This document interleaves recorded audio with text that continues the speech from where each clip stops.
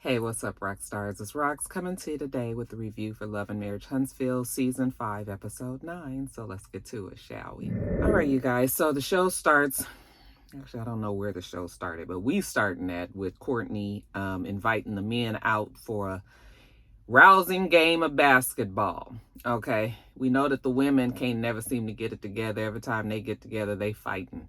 But the men are a little bit different. Let Courtney tells it. He says that the women have to have peace parties, but men, they can get over it pretty quickly. Courtney looked like he just got out the shower. He looked like Mr. when he got out the shower. I said, if you don't take this tight ass wife beater off or put the neck size up on, okay? It's all grabbed up on his daddy's stomach. I ain't mad, I ain't mad. But yeah, he was out there proud, Then the fellas all show up. We got Lewis, we got Martell. Lewis is all about baseball. Martell is all about football. Marceau and Maurice look like they don't play no kind of ball. So we already know how this game is gonna go. Courtney is in his element though. He's a basketball man. So they split off in teams, throw the ball around, do whatever they gonna do, and then that's that. Like Marceau said, men fight one day and then the next day, you know what, they over it. They playing basketball together. That's how they do. Anyway, when they finish, they sit down, they're talking about the peace party that Stormy is about to have with the ladies. They sort of like, oh God, how's that going to go? Well, it ain't gonna be no Wanda there, so maybe they'll get through it okay. Might be good just to have one person there, one security guard there, just to make sure. Anyway, Courtney says he's looking for somewhere to invest some money, okay? Courtney wants to be a silent partner, though. He ain't really trying to get involved. He don't care about the ins and out of the business. All he wants to do is invest his money, kind of like flipping houses. Get in, buy the house, do what you got to do, turn it right around in a month or two, and sell it. Marceau said he can teach him. He can teach him that, These are the things that he tried to do with Martell as well. So yeah, he could sit down with Courtney and kind of run over some things, give him some some perspective and some information on the whole real estate game. Anyways, Courtney asked Martell how's he and Mel doing, and you know what, they doing good. Well, she invited me to Destin, and that's where I used to take her and the kids all the time. They were like on a family vacation.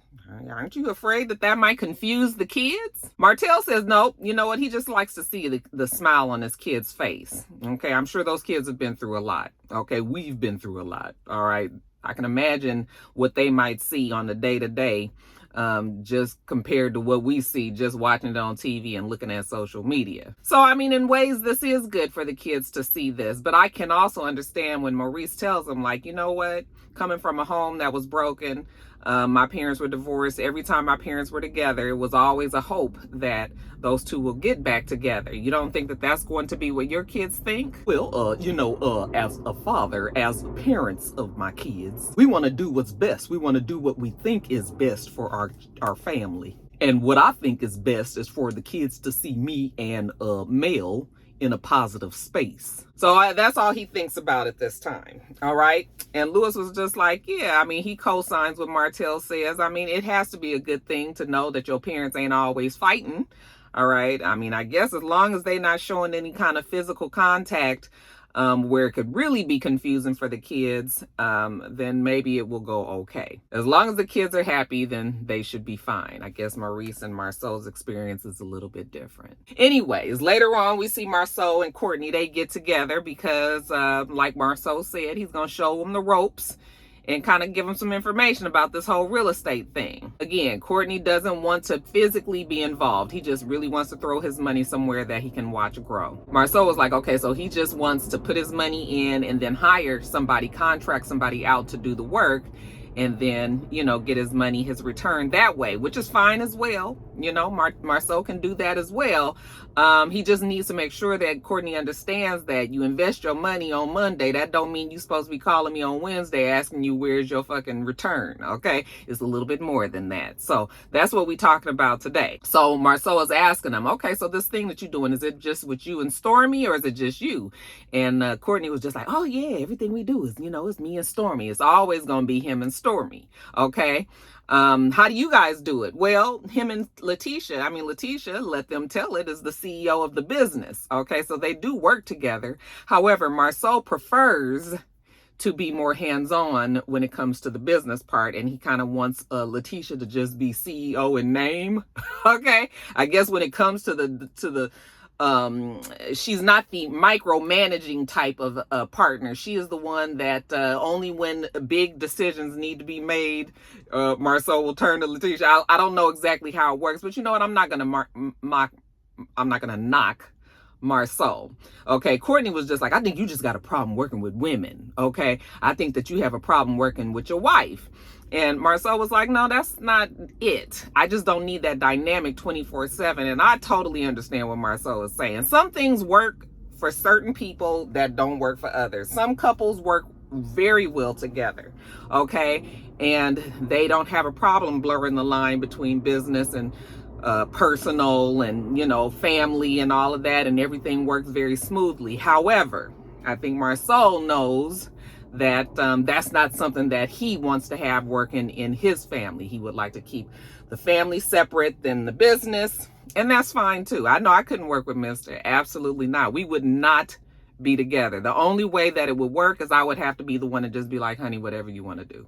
Okay, just let him make the decisions, because Mr. is a very dominant A personality when it comes to certain things, and I just am, yeah, no. Just, it wouldn't work. So I totally get what Marceau is saying. Courtney says that in their household, it works so well. And, you know, Courtney can rely on Stormy to take care of the things that she needs to take care of. And then he takes care of the things that he has to take care of. It just works out as a partnership.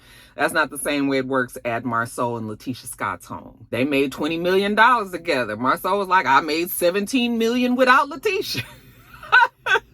Hell, if we work together, Courtney said y'all could make, you know, double that money. He was like, no, I'd probably get half because we wouldn't be together. So yeah, certain things work for some, others work for others, and either way, as long as you get into the money, as long as you get into the butt, shout out to Stevie J, we ain't said that in a long time. As long as you get into it, whatever works for you, works for you. Jumping over to Kimmy and Maurice, you guys, this segment just broke my heart. I felt so bad for Kimmy. I just feel so bad for Kimmy.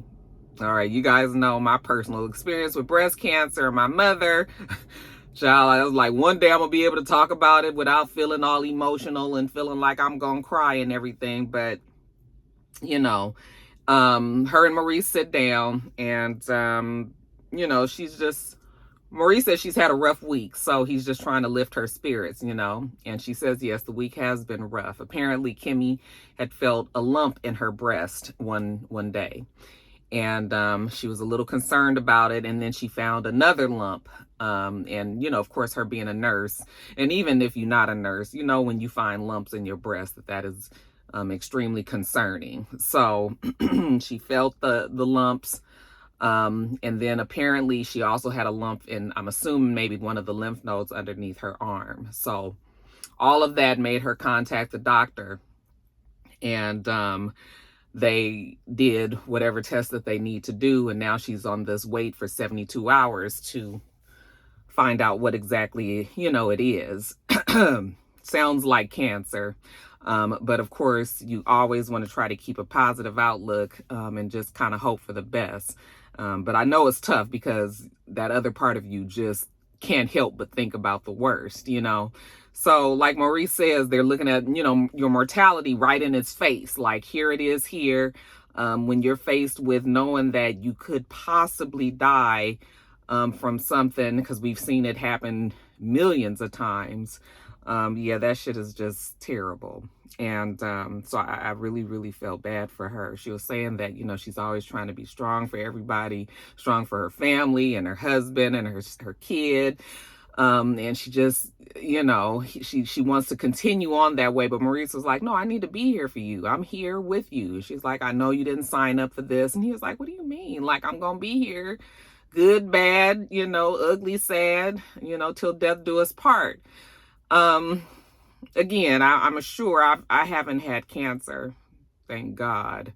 But I'm sure that whenever you have these things where you know the illness could really make large differences and changes in your everyday life, you probably start feeling guilty that you're about to be a burden on other people. It's hard for people who are used to being the strong ones for everybody else to really kind of give up that control and allow themselves to be in this space of being ill and letting people love on you and try to be there and help you and everything. It's hard. So my heart just went out for Kimmy. Because she was crying, and we don't see her cry on the show, and you can tell, that this was all very real. She said she thought about not even doing the show, not even filming while she went through this, but she also knows that her journey could help somebody, and she just really wants to be able to help whoever she can. So that's why she's here, and good for her. Again, I don't know if I could do it. Me being such a private person, but it takes a lot. So prayers up for Kimmy. I hope she comes through this, because I think we already know that she does have breast cancer, because we've seen, the previews of the show. But so anyway, you guys, she tells Maurice that they need to make plans, make a living will, and they just kind of need to make some of the hard decisions. Even if things go well, we're going to continue to pray that things will go well. However this turns out, it's best to be prepared so that nobody is blindsided. So that's where they are with that. But yeah, very, very sad. I hope Kimmy comes through this shining colors and all okay and in remission. Next, we see Mel. She and Stormy are meeting out on the town. After the mess at Madani, and after I sat down and talked with the Scotts, I really just been about my business. So I haven't had a chance to talk to Stormy. So now they're just going to catch up on, whatever. So they go to, they're trying to convince us that Stormy is this extra spiritual, maybe she is. Maybe she is. I mean, that's also a very, I'm not going to knock it. Let me not say it. Let me not say it, child. Y'all know how I feel about deep people, faux deep, okay, Hotep and whatnots. But anyway, they're at the store, Mel. I need to get me some black obsidian, the crystal, because, I really be needing protection. Okay, Stormy was just like, what you need protection from, girl? Yeah, it'd be a whole bunch of shit going on around Mel. She always got to make sure that she covered as a Scorpio, okay? Anyway. Roxanne, bring down the sarcasm. So, yeah, Stormy says this place is all about it. Okay, you can go back there and they take a picture in your aura. They capture your aura around you. Child, look at this. All this happening in the store at the damn Huntsville. Okay. Anyway, yeah, we ought to do that. Let's do that. Make sure we do that today. But whatever. Mel says she needs protection because, they sat down, these 6 folks sat down and talked about our boundaries and, what can and can't be said. And, I was so proud of myself that I didn't go off because, Letitia always seems to be oblivious to what she may have done. I said oblivious. It's not oblivious. Oblivious. Okay. Letitia seems to forget many things, okay, and always looking for sympathy. Okay, Stormy says, well, so did you guys have a productive meeting? Yeah, we did have a productive meeting. Oh, okay, good. So you guys friends? No. I'm not looking for no friends. If Stormy wasn't on the show, I don't think Mel would be friends with anybody. Like I said, I don't really think she likes really anybody on the show any longer. Well, Stormy takes this time to tell her that she wants to have this peace party, okay? Who are you inviting, girl? She inviting everybody. And that means Kimmy, Letitia, Destiny, Tiffany, okay, Mel. She'll be there, she wants to get the ladies together and you know what? Mel was just like, you know what, girl, I don't think I'm be able to come to this party. We tried this before. What makes you think that this is going to happen for us again? And I'm thinking the exact same thing, Mel.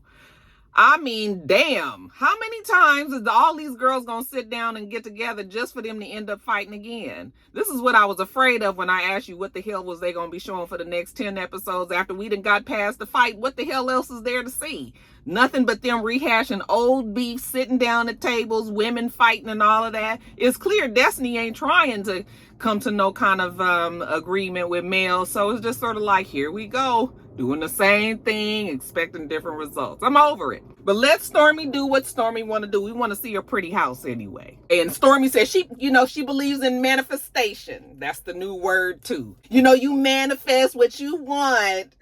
And then the universe gets together and they bring it into fruition. So we're going to get some sage and we're going to see what happens. Mel says, well, you know what, girl, I don't know about that. I'm going to have to think about it. Okay. Because, honey, them your people. Them ain't Mel's people. But you guys, Stormy Peace Party is here. Okay. And she says she's super excited about what she's manifested. There we go with the word. She got the violins. Manifestation means violins. It means sage. Of course it means sage. She got the Palo Santo. I said, girl, you got the manifestation starter kit, didn't you? Woo! Child, that be Simone got y'all going on this manifestation. Anyway, I'm not mad. I'm only teasing. I mean, I'm serious about it, but I am teasing. Whatever makes you feel good, whatever feels like it's gonna bring some peace in your life, and if it feels like that kind of thing is your thing, I'm not knocking it. It's just, when you see people always talking about it and doing it and the sage and the... To each his own, you guys. But it's not never bad to want peace and for everybody to be happy. So the ladies start getting there. Tiffany gets there first. Okay, she's got her nice pretty dress on, flowy, and then Mel pulls up. Oh, what's that? I hear some music playing. What's that going? Girl, you at a party. It's music playing. Okay, talking to himself. She comes. She's looks pretty in her dress. We see Kimmy. Kimmy says that, she's not in the best place, but this is exactly what she needed. It's beautiful there. The ladies, some friendship, just something, peace, happiness. These are the kind of things that she needs to manifest within herself. So this is going to be fine too. She looks pretty in her little dress. Letitia come looking like she going to a softball game. It's like, I mean, I ain't saying you had to dress up and stuff, but Letitia got on a little crop t-shirt and some jean shorts. Oh, well, you said we was going to be outside and stuff, so I just put on some shorts. Now, Mel ain't really sure how this is going to go. She looking at Letitia. Letitia sure ain't really sure about how this going to go either, even though they did agree at the the party where they talked about boundaries and they said that they wouldn't talk about each other in social media. We all face to face, so shit, it can go down. We can tell each other how we feel exactly now. Destiny shows up, and Destiny is with her cousin Demi. Okay, she was like, Demi knows Stormy, she knows Mel and Martell, she knows how Mel can be, so she brought Demi as backup. First of all, I don't give a damn what you think about your cousin, and I'm sure Demi is sweet and all of that, okay? If she didn't get invited, how you just bringing somebody to a party? You didn't reach out to Stormy and ask her, can you bring her? Because Stormy was like, I didn't know she was coming. Okay, even though she did have an extra little seat there, but Stormy made it, very clear about 4 or 5 times, like, I didn't know you were bringing somebody. That's very, very rude. I actually would be annoyed if I was having a small little quaint. So it's different if it was a big ass party and you wasn't going to be counting people anyway. But if it's like just a few of us, how you going to bring this extra lady? Okay. Talking about, Mel. Well, Destiny brought Demi. I'm not really sure why. Maybe she needed some backup or security or something, maybe whatever. But why would you bring backup to a peace party? I'm just saying. Yes. It's already a bad start when you doing shit like that. The shit gonna be wrong anyway, but it's like... So anyway, Stormy happened to have another seat open that Demi could sit at. Yesterday, I noticed on social media that Destiny was saying that Stormy did know that Demi was going to be there. Why else would she have an extra seat there? Okay, well, she didn't say it on the damn show. That's what we go by. See, I be sick of this shit going on and behind closed doors and stuff. You got to be all on social media to find out the ins and outs. I'm not watching all that shit, and I'm not combing through no comments and nothing. On the show, it looked like you brought an extra person and had an ass. That's very rude. So anyway, we all get settled, seated around a table. And Stormy says that, she wanted to have this peace party because she felt kind of responsible the last time that they were together when they went to the Galentine's event. She felt responsible for it going left. okay, because of her arguing with Destiny. So this is her chance to try to correct everything and get everybody back, turning the corner to happiness and peace. She's hoping that everybody will open themselves up, to transformative conversation. Transformative. Let's make sure we get that word down.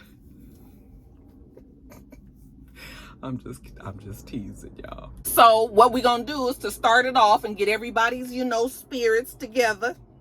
Chakras. Is chakras come in on this? I'm not really sure. But anyway, we pick up our sage and we light it up, and we're gonna sage ourselves, our personal space around us. Let's get the sage going. We're gonna have our personal mantras, something positive that we tell ourselves, okay? So Stormy starts and gives hers. I didn't write anybody's down. Okay.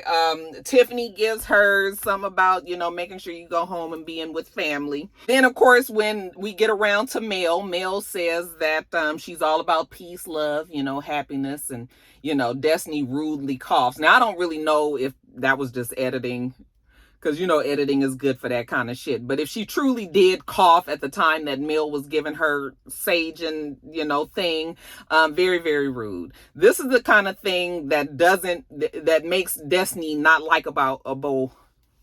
Get my words together. These are the kind of things that makes Destiny not likable, even if she may have some things within her that she is correct about. Okay? It's childish. All right. We know you don't like Mel. We don't need you to throw in your extra cough when she says whatever she says. Okay.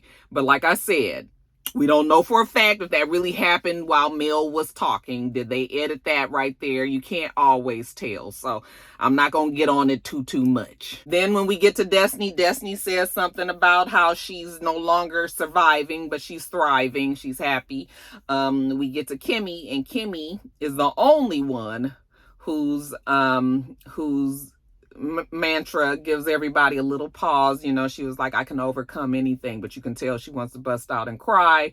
But remember, she had already told us that she didn't want to let the group know anything until she got, further confirmation on what exactly it is, because she had already told Maurice that she doesn't want her friends and family to be rallying around her and always wanting to talk about it and, all of that. So let me not say nothing. Let me just wait to the results. But now you're with all your group of girls. You in a very vulnerable state. You don't never cry. And now you're here and you're doing this, and it's clear to everybody that something is wrong. So, they were like, oh, we're going to give you a hug. Stormy gets up and gives her a hug, and then she says, what's wrong, Kimmy? Do you want to say? And she says, not right now. Yeah, I'm getting emotional too.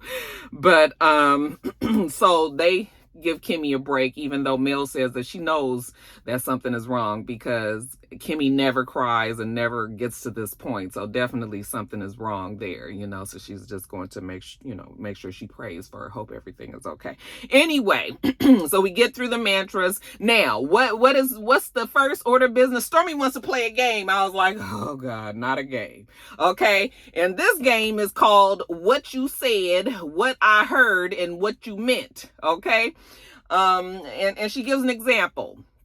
When her and Destiny got into a fight at the Galentine's event, Destiny was like, oh Lord, I mean, this ain't gonna be good. If you want to have peace and happiness, talking about this is not going to work.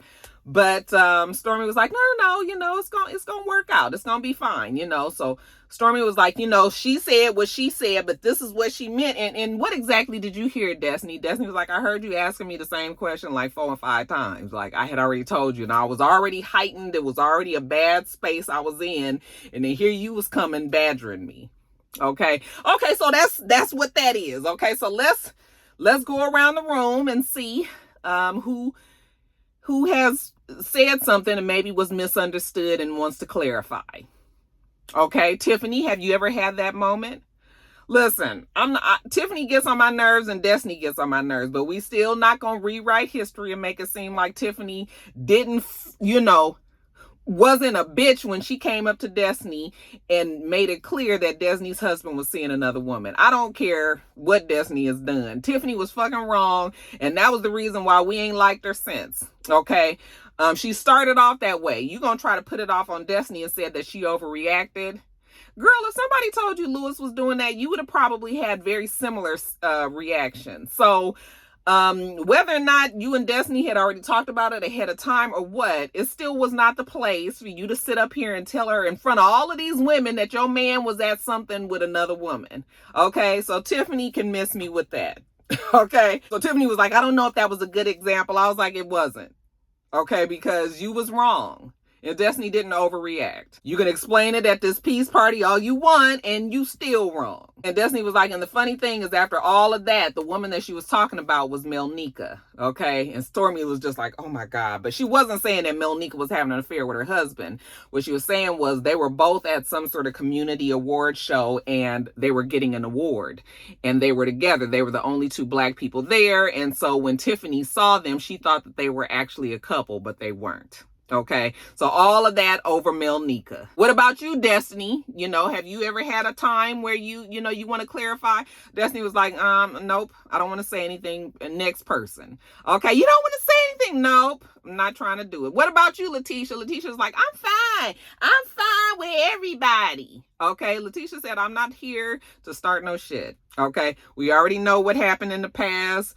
Disagreements, fights, all of that. I just want to move forward. So I am not here to try to bring up and rehash no other fight. Okay, I'm good.